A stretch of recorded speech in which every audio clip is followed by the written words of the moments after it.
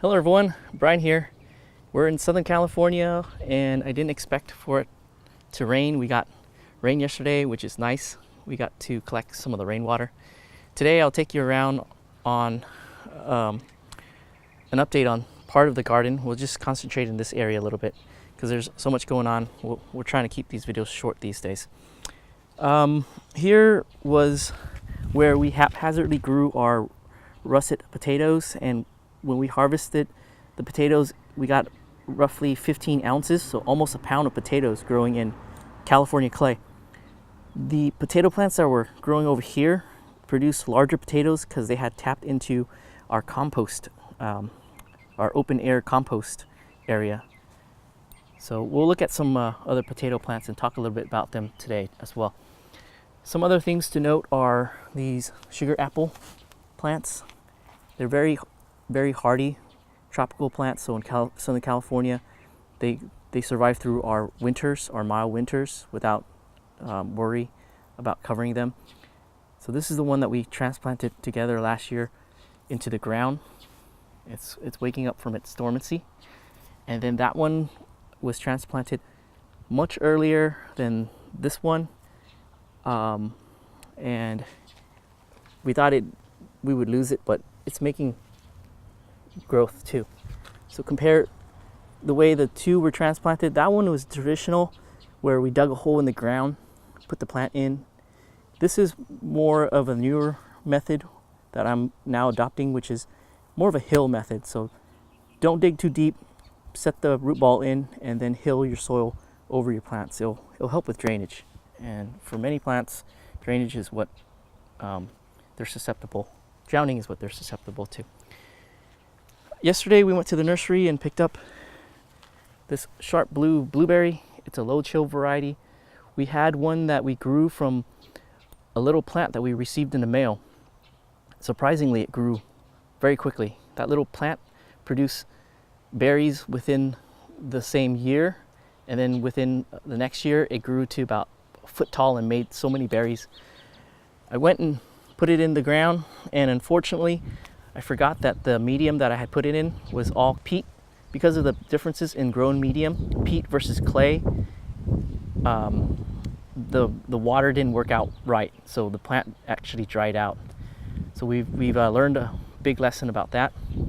And with this blueberry, we're not going to transplant it in the ground for at least a couple of years.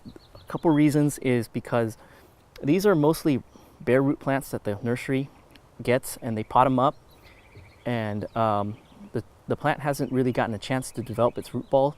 So if we were to take this out of the pot right now, everything's going to fall apart.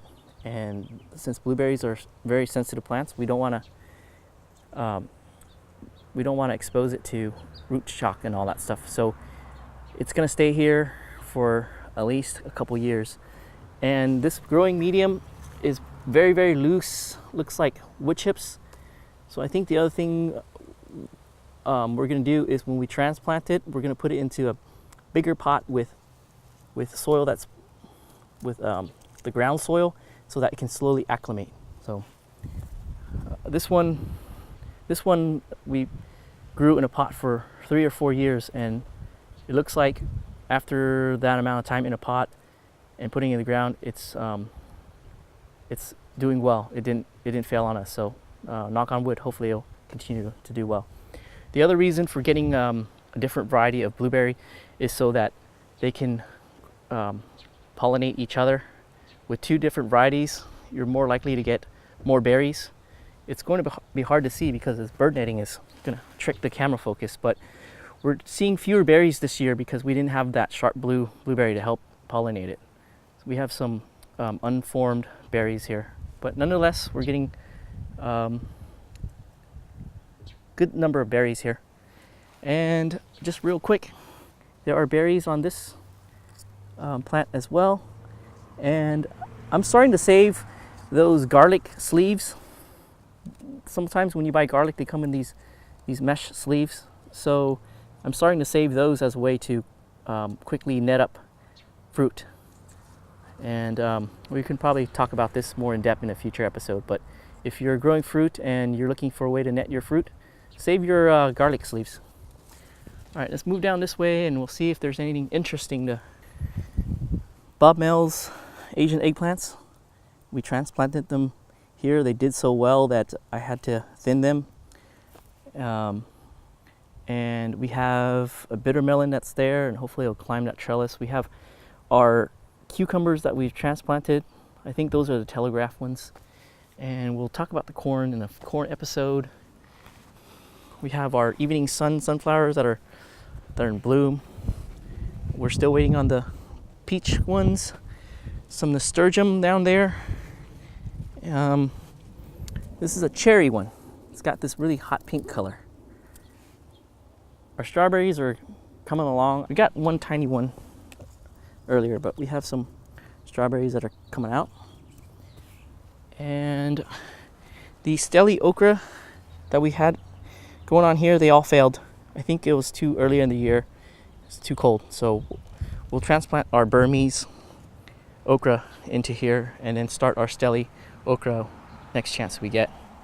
Those are bush tomatoes, those are aromas. Some more California poppies, those are volunteer plants. Let's see, and this is the other corn patch. Our reed avocado and garlic chive. This girl's mad here. Look how thick each of the blades are. Just to give people an idea, this is all compost and full sun, and this is how it does. Okay, we'll swing around this way and look at what's in here. I've been saving this harvest to do it with you guys. This is radicchio, and we got these seeds from Leaf. He sent them over, and this is the first time we've ever grown them. I just basically scattered the whole pack in here, and we got all these plants. So some of them are bolting, but there are some that haven't. And I think it's time to harvest them, so let's do it together. I wish I had time to make lettuce wrap. My brother really likes the lettuce wrap from the Cheesecake Factory that uses radicchio. Okay, let's pull this.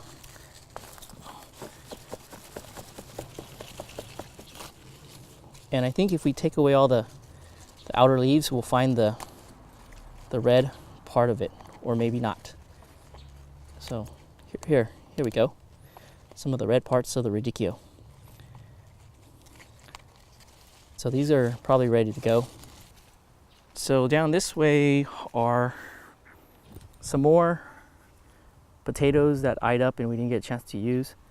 The plants here look really good. I think we're gonna get at least 2 pounds of potatoes when we dig these up. And next to the potatoes are our newly planted raspberry. This is a Latham red, and then over there on the other end right there is Heritage. This is one that is an herb-bearing one. Some more bush tomatoes, and over here we planted some of them. When we transplanted, we just left the 2 plants together, so we'll see how that does. Down that way are some red potatoes that we just put in the ground, and notice how it's kind of below grade. So as the plant potato grows up, we'll just hill it up and then let the plant just kind of grow by itself. In this area where there's morning shade, afternoon sun, it looks like the potatoes do really well, so we're gonna make this our potato growing area. As we're waiting for the red potatoes to come up, we have some lettuce greens. So some more Bloomsdale spinach, and then these are Chinese kale. So yeah, that's what's going on over here. And before we go, let me show you our blue Java ice cream banana. It's coming along. It was a little, probably 8-inch plant when we received it last fall, and with the warmth, it's starting to perk right up. Okay, I think that's going to be it for now. Thanks for watching, and I'll see you in the next one. So we finally figured out that birds like to pick at tender plants, and we use the back of these, or we use this and invert it as a way to cover some of our seedlings. They really like the Black Beauty zucchini. So pretty much most of the plants that I enjoy a lot, like the Black Beauty zucchini, a bird enjoys as well. So it's mostly to protect the Black Beauty zucchini. The yellow squash, they don't like so much. I like yellow squash, but not as much as the Black Beauty. We have another bitter melon, some more artichokes that we're doing. And these are the holy basil that was sent over, and they're from the USDA seed repository. So they're germinating. And then over there are the Burmese okra that we were just talking about, and some Black Beauty eggplants.